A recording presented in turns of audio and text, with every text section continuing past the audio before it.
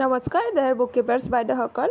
আজি আমি এইটো ভিডিঅ'ত আলোচনা কৰিম আপোনালোকৰ নতুন আপডেট অহাৰ পিছত কিবা এটা অপশ্যন চেঞ্জ হৈ গৈছে। আগতে যেনেকৈ আপোনালোকৰ আপলোড ষ্টেটাছটো যে আছিলে, আপলোড কৰিব যে আপোনালোকে আপলোড কেনেকৈ কৰিব সেয়াতেতো তাতে আগতে লিখা আছিলে আপলোড ডাইৰেক্ট।